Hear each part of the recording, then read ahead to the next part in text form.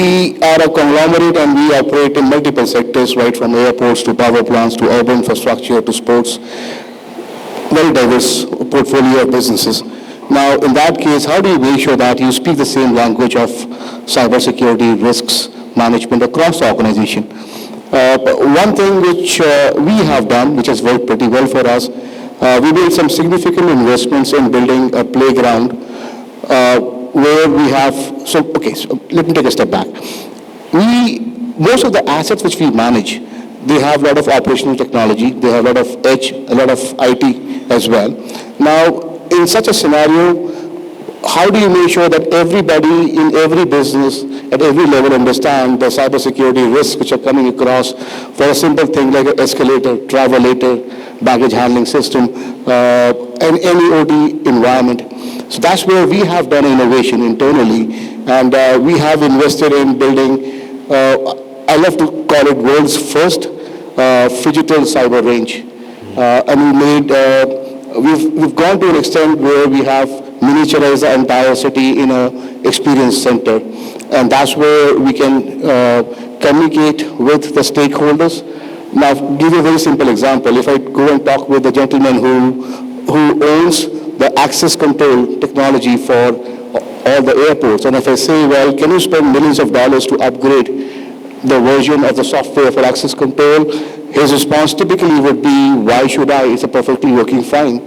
But if I bring him to this experience center and make him experience that well, because of the vulnerability in the outdated software, it's not difficult for a hacker or adversary to breach in and open all the gates, and there goes all your investment. Forget about the $1 million which you have to put in to upgrade the system.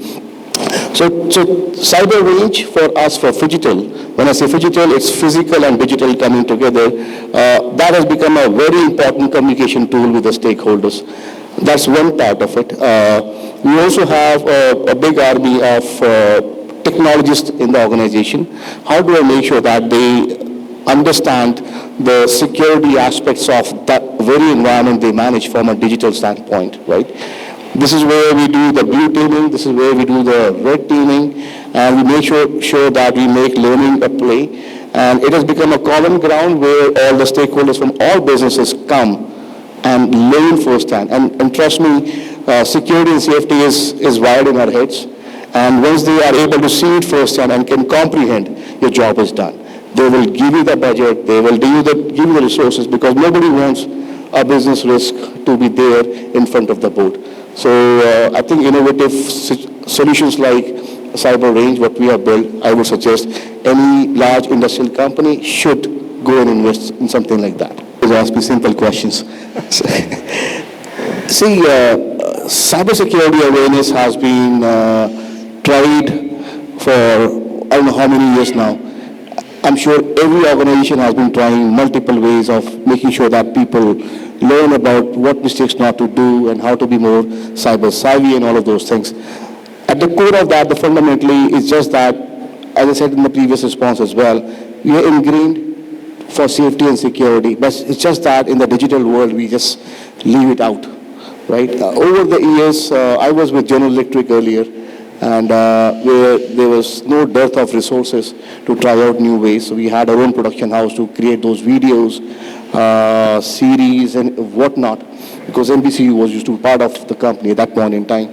So we've tried every single thing under the sun to make sure that people learn that, but one key lesson has been, it's a very basic human nature. Unless I burn my finger, I won't learn. Okay, no matter how much you educate, no matter how much phishing simulation you do, how much CBTs you throw out, how much gamification you do, it doesn't work.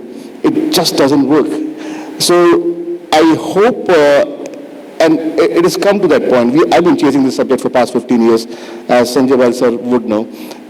We've tried every single thing on the earth. Now, it has come to a point where every citizen is impacted by the cyber crimes. In every family, you will find somebody who's impacted. Every family. In the first degree, you will find somebody who has been impacted. Now, it has come to a point where the people are burning their fingers, and then when that happens, they go and ask. And a simple incident, I was sitting with my dad a few months back, and he gets a WhatsApp video call. It was around 11 o'clock. I saw that it's from an unknown number. I was waiting to see what he does. So instead of disconnecting the call, he went away, he went up, swiped down, and disconnected the internet. That's a level of awareness of a 78-year-old guy, because somebody in the circle was hurt, right? Whatever people tell you, this is how you raise awareness.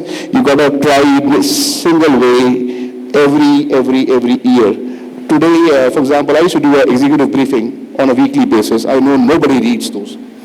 Then I asked my team to convert that into, in India, you have a very basic, if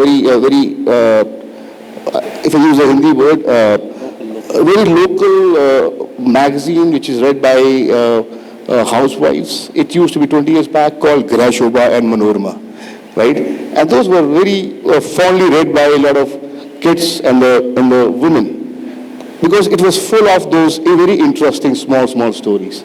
So he said, stop the executive briefing and you find me those interesting cases, right? And every week we today publish, okay, so-and-so person gets breached, loses so-and-so by so-and-so thing. So we put a lot of masala into those stories, and we've seen that people are now reading those. They're getting more and more aware. So two things. One, keep trying the new ways. There is no one single way through which you can achieve the awareness. Number two is the time. Once you get hurt is when you learn. We don't forget that.